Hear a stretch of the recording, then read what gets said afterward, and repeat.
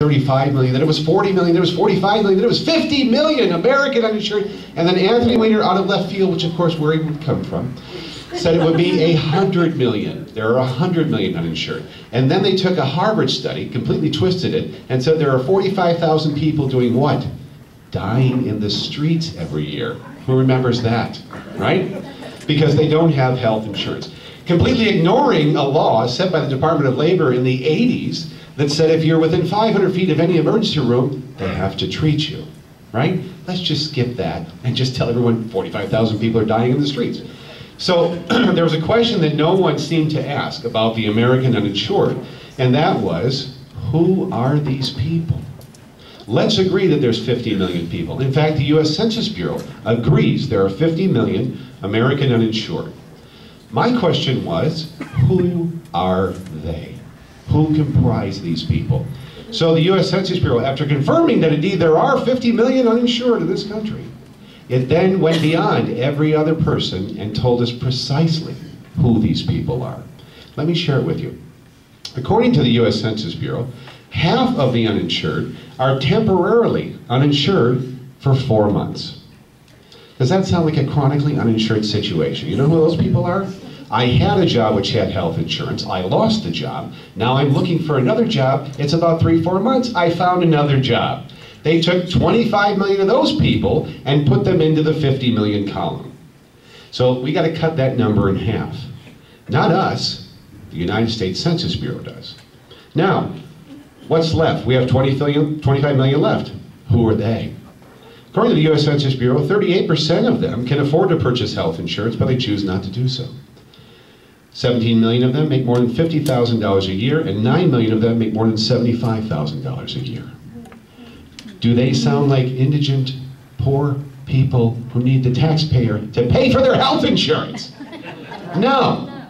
And you know how they always said it was 50 million American uninsured? Oh yes, guess what? 12 million are illegal aliens. That's right. So now we get down to the real number of uninsured in this country. Guess how many? 10 million people. Do you think it's possible, just possible, that we can insure 10 million people for less than $2.6 trillion? You think so? Yes, you could. In fact, you can do it without spending a dime. The cover of Time magazine in 2010, another piece of random act of journalism that was ignored, was performed by Time magazine. They told us how much waste is in the American medical system. Did you know it was $680 billion a year? If we asked government to just be half efficient, because they'll never be totally efficient, just half efficient, and we asked them to cut just half of that waste, you could take that half and buy 100 million Americans a health insurance policy that would make Blue Cross Blue Shield green with envy for the rest of their life. So cutting waste would enable us to afford to insure these 10 million people for the rest of their life. Not just 10, but 100 million. So if we could do it for free, right? There's not really 50 million uninsured, and we could certainly perform it for less than $2.6 trillion. What in God's name is this 2,400-page healthcare bill really about? It is about one thing: control. That's it. And I'm going to prove that to you tonight. The second biggest lie the president told. We gotta pass this bill to back that up. I lost my place. We gotta pass this bill to lower premiums by $2,500 a year. Who remembers that exact statement? With probably that many us. $2,500 a year was the promise if we passed his healthcare legislation. In reality, I'm going to give you an example of what the president means by cutting health insurance premiums for a family of 4 by $2,500 a year. 6 months after Obamacare passed, it passed on March 23rd, 2010. 6 months after, one of the most onerous regulations passed, called the medical loss ratios. Who's heard of the medical loss ratios? MLRs. One person. 2 people. Every American should know what the MLRs are. Tonight you're going to know. We have lost 20 health insurance companies in this nation since the legislation passed. And the reason we've lost them is because of the medical loss ratios. On September 23rd, 2010, Kathleen Sebelius, who loves to write, yeah, She loves to write. She writes all the time. If you're angry about a 2,400-page healthcare bill, just think about the 35,000 pages that have been added to it since it passed in just regulations. That's Sebelius, just writing all day long by herself, right? So the medical loss ratios kicked in, which was another interim final ruling, and it stated that if you are a health insurance company in America and you underwrite more than 50 people, you must reduce your operating margin, not your profit margin, your total operating margin down to 15%. Now, the bigger insurance companies in this nation would run at about a 25%, some of them 30% as an industry standard. You have 4 months to comply with this new ruling. So they had to go down from 30 or 25 to 15 in less than 4 months. So by January 1st, 2011, you had to be compliant. Do you know what Humana did? Right away. They fired 4,000 employees. Since this law, by the way, have you heard that in the lamestream lapdog fully compliant forward off the cliff media? Anything? Crickets. Second, since that happened, 19 other companies have decided to fold and go out of the business. 13 of them in Iowa alone. So, I want to give you an example of what else they did. Remember the second lie. We got to pass this bill. To lower your premiums by $2,500.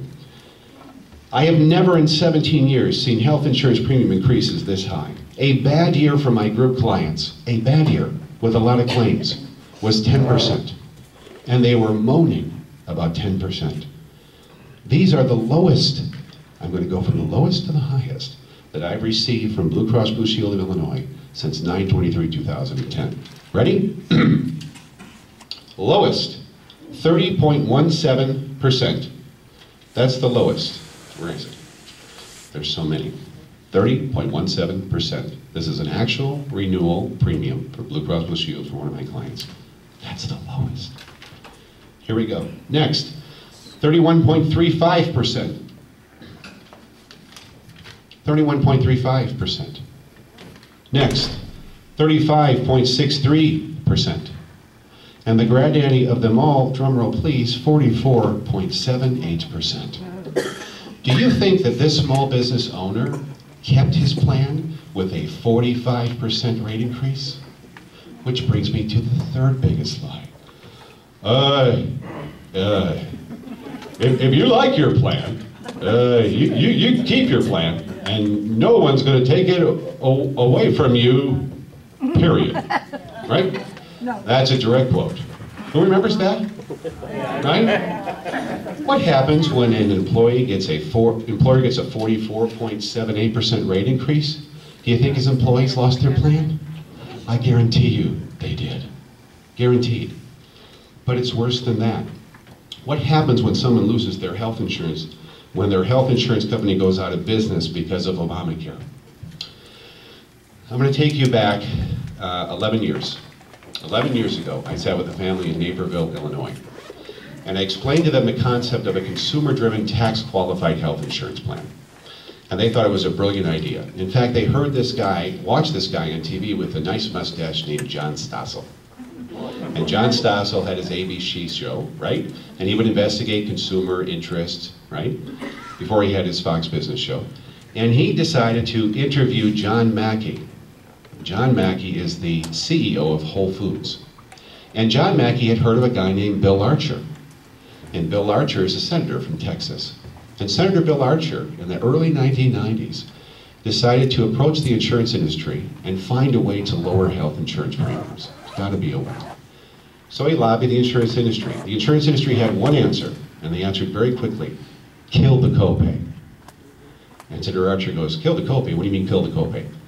The insurance industry said, when it is $10 for every medical service, there is no correlation to the policyholder and the real cost of health care if it's only $10. So it leads to overuse of the health care plan and detaches them from the real cost of the service provided. So kill the copay.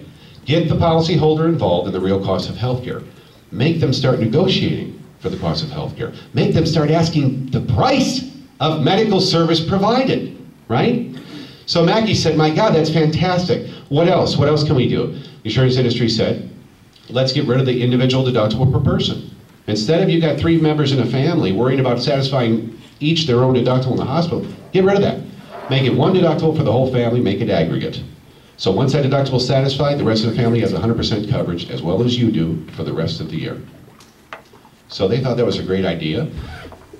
Senator Archer agreed, and they implemented that program. And then Senator Archer came back and said, well, how much could you really save on an average? The answer, in the 90s, was $200 a month on health insurance. So Archer said, my God, that's a lot of money. Why don't you give them an impetus to save that money? Put it somewhere. So was devised the world's first medical IRA. Today, we call it a health savings account. And so, this family, 11 years ago, oh, I forgot to tell you, Mackey got his own show on Fox Business, right? 4 years later. And so, they decided to bring in John Mackey's former employees. You see, when John Mackey canceled their regular health insurance plan and replaced it with an HSA qualified plan, they lost their $10 copay. Oh my God, that's it. This is the worst thing you could possibly do it to, you evil CEO. So outside, you can pull this all up on YouTube, outside of every Mackey Whole Foods, he's an evil CEO, he took our $10 copay with their signs, right?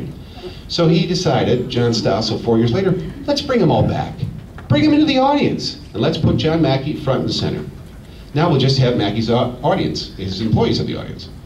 So he played the videos of them protesting outside of Mackey's office. They're all kind of like this in the audience. You'll see them in the video, kind of embarrassed, right? And then they said, employees, would anyone like to stand up and tell me what you think of your CEO today? And one of them stood up and says, I love my CEO. And they said, why do you love your CEO now? You hated him 4 years ago. Because I have $8,462 in my HSA account. Another one stands up. I've got $11,648 in my HSA account. You see, what Mackey did is when he canceled his traditional health insurance plan and saved all that money, instead of pocketing it, he paid each one of his employees and put it in their HSA accounts. Now you're wrapping fish for $9 an hour, and you've got $8,000 in tax-deferred, triple compounding money. Now they love him, but it changed their behavior too. You see, now when they need a physical, they call the doctor's office, they open the phone book, and they say, hi, I'm coming in for a physical. What do you charge? And the medical provider goes, we don't know, do you have insurance? Yes, I have insurance. Well, what do you care then? I care, now give me the price. We don't know what the price is. Click, they call the next person. What do you charge? Why do they want to know what they charge? Because whatever they don't spend is theirs to keep. You see, it rolls over every year. If you never use it, it's your retirement money. So, guess what? This family that I met 11 years ago did that, did everything right. The problem is, they picked the wrong insurance company. You see, their insurance company is one of the 20 that folded after Obamacare passed. Now, normally, that wouldn't be a problem. The only problem was she was in the middle of treatment for infiltrating ductal carcinoma, which is the most severe breast cancer any woman can suffer from. Now, 11 years ago, she did the right thing. Bought a $5,000 deductible plan with 100% coverage afterward, knew she could manage her health care costs because she did the right thing. She had over $50,000 in tax-deferred, triple compounding money that she would have spent on a more expensive low copay plan. So she was ready. Then she gets this letter after the president's health care law passed from Guarantee Trust Life Insurance Company in Glenview, Illinois. Notice of termination of your insurance coverage. The purpose of this letter is to provide you with important information regarding your major medical coverage with Guarantee Trust Life Insurance Company. The letter is intended to provide notice of an action Guarantee Trust will be taking that will result in the termination of all major medical plans in your state. Will I be offered a replacement plan? Yes, we're required by law and the terms of your policy to offer you replacement coverage. The replacement plan will be a high deductible major medical plan.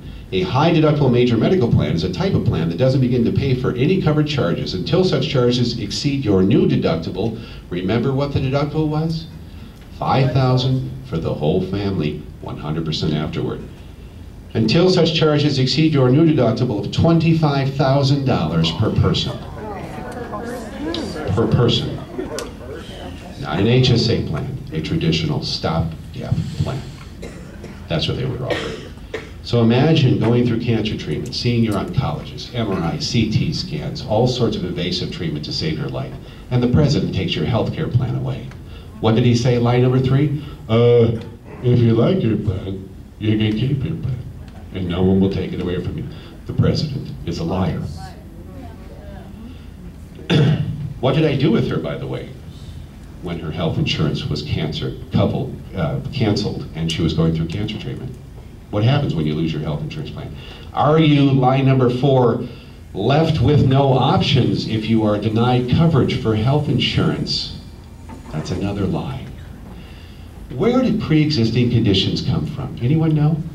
I ask that question as people go, if I'm debating our friends on the left, of which I have none, they'll say,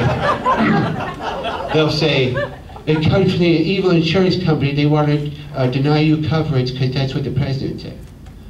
In reality, Congress created pre-existing conditions. And Congress created pre-existing conditions in the year 1996. In 1996, HIPAA law was written. Who's heard of HIPAA law? When you think of HIPAA law, what's the only thing you think of? Privacy. Did you know that privacy is not even in the acronym? HIPAA stands for Health Insurance Portability and Accountability Act. There's no privacy in that acronym. A far more important part of HIPAA law was portability, that third word. Portability has protected 90% of the American insured in this nation for 16 years against any pre-existing conditions. Now, even if you don't know the law, is anybody in this room, by a show of hands, went for a job interview and the job interviewer asks you how heavy you are, what medications you're currently taking and what are their dosages? Does your family have a history of heart disease, cancer? Any employer ever ask you that? No! Why? Because it's illegal. It's been illegal for 16 years to discriminate against people because of pre-existing conditions. When you leave a job that had group health insurance, they got to give you a certificate of credible coverage. You got 63 days to find another job. When you do, you give them that certificate of credible coverage. It proves you've been insured for 18 months, right? You've had no lapse of more than 63 days. They are under law obligated to cover your pre-existing conditions from day one, even if you're 9 months pregnant and it's about to pop. They got to pay for it, okay? So then if I remember speaking like this about this, I'll have one of our friends on the left, again, which I have not, in the audience, and they'll go, what if you get to the 64th day? If you get to the 64th day, then you wait 64 days on your new health insurance plan, and then they have to cover all your pre-existing conditions. This is HIPAA portability law, and it's protected 90% of the uninsured, of the American insured for 16 years. Where did Congress create pre-existing conditions? As often is the case, our omnipotent rulers in Washington, D.C. don't always get it right. And when they wrote this law, they didn't extend any portability protection to the individual policyholder. Today, individual policyholders comprise 14 million Americans. There has been a flight from corporate America.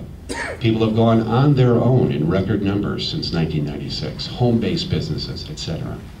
These people, if they buy an individual plan, they can be denied coverage for pre-existing conditions if they're too heavy, if they're on too many medications, if they have cancer. It can happen. Do you know how you solve that problem? One sentence. You add one sentence to existing HIPAA portability law, and here's what it says. All individual plans are now protected under existing HIPAA portability law. Done! No more pre-ex. Does that take 2,400 pages? No. Does it take 1 page? No.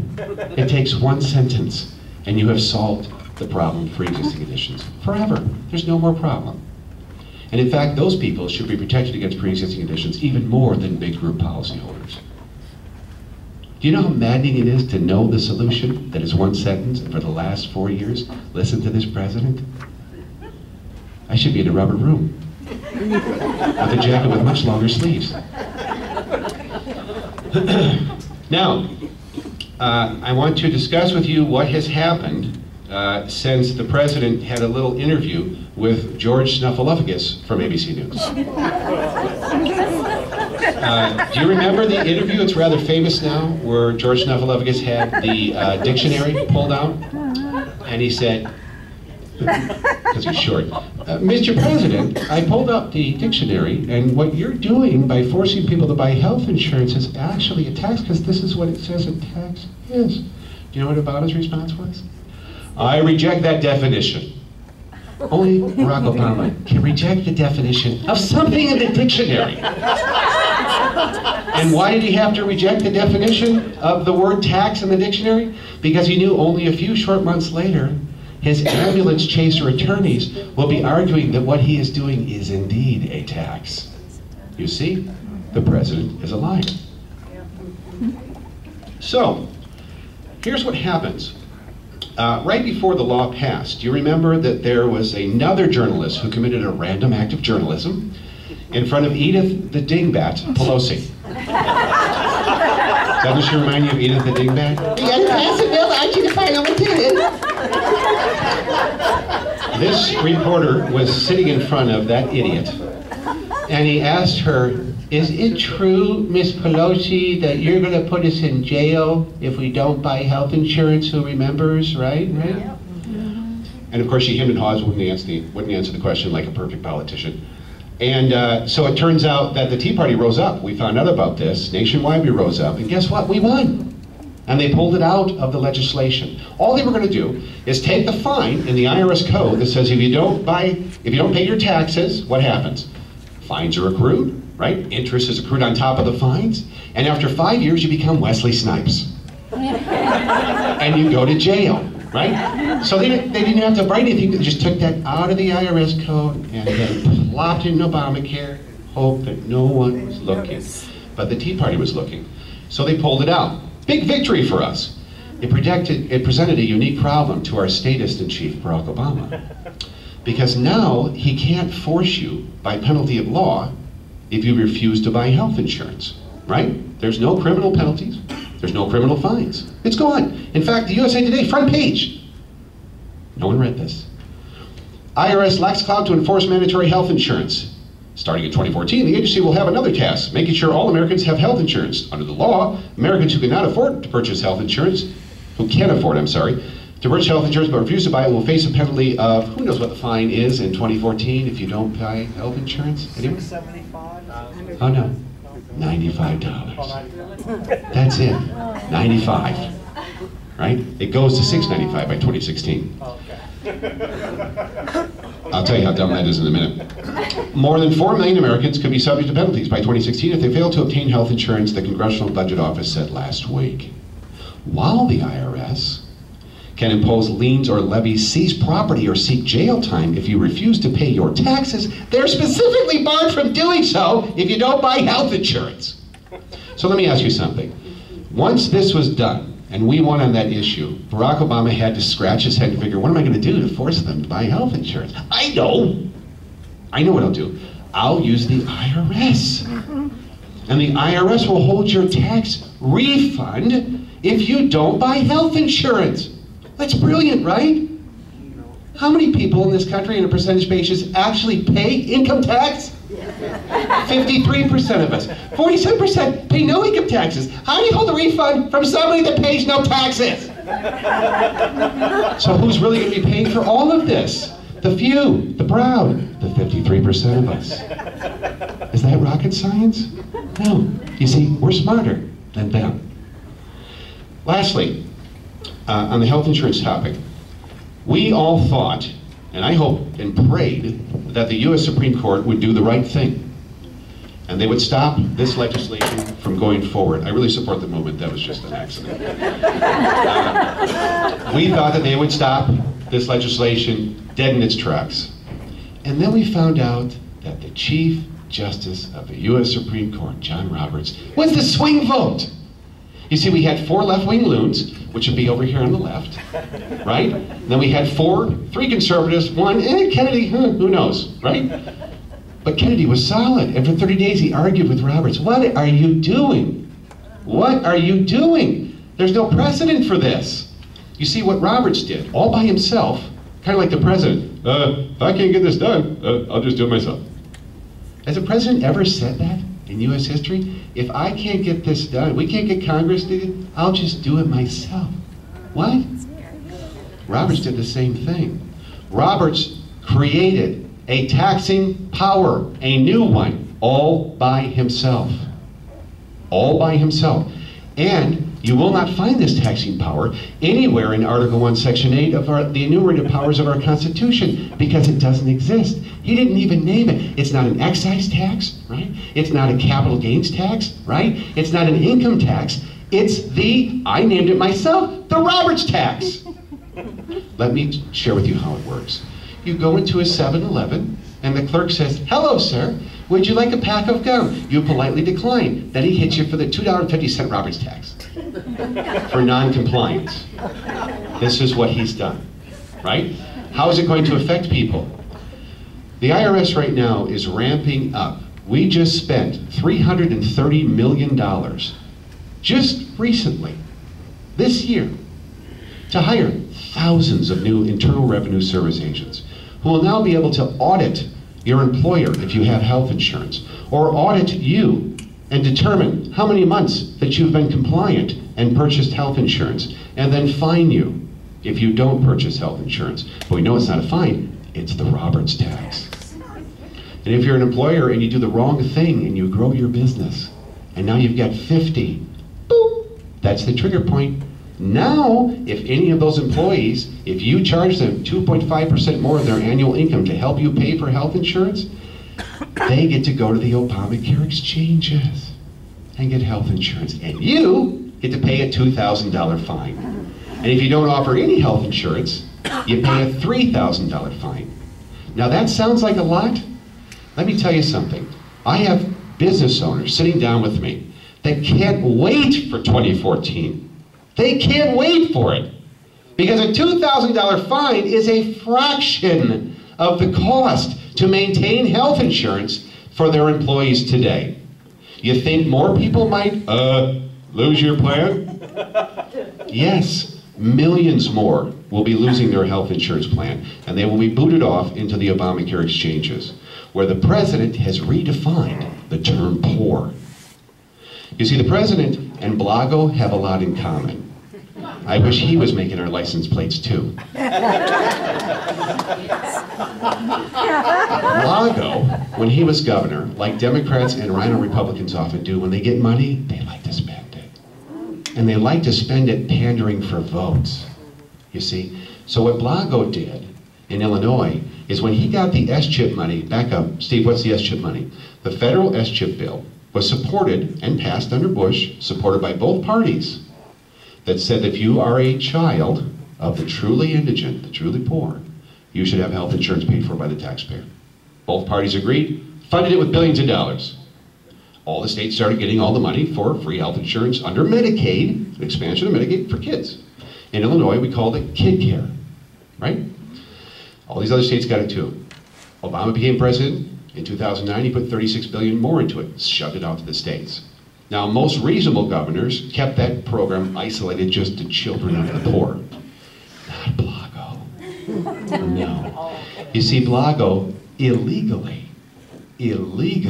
without any approval from our House or Senate, decided to create 2 new programs attached to our All Kids program. It was called Kid Care. He calls it All Kids Covered now. But it's not just All Kids Covered. He made moms and babies. And it sounds great, moms and babies. If you're 8 months pregnant, you're on your 4th child, you can go to the state of Illinois and we'll pay for your maternity. And then we'll pay for your child. And then we'll pay to keep you insured too, right? So Blago said, God, I'm getting a lot of votes, this is fantastic. You know what? Daddy should have health insurance too. So I'm going to create family care. And then daddy can come in and all he has to do is provide a utility bill that shows he's living with the mother of the child, and daddy gets free health insurance too. But you see, nothing's free. Nothing. And thanks to what Blago did, by 2020, the state of Illinois will have a $23 billion outstanding Medicaid debt. That's not our public pensions, guys, which is another $84 billion. Just our Medicaid. And you know what's worse? Every state that has a Medicaid program has a TPA, a third-party administrator. And the third-party administrator every year sends out a letter and says, hello, are you still alive? You're not? Then get off our Medicaid program. Have you moved from Illinois? You have? Then get off our Medicaid program. We had a pharmacist from Kentucky just recently gave a testimony in our Illinois House. And she said, some of my best customers are Illinois Medicaid recipients.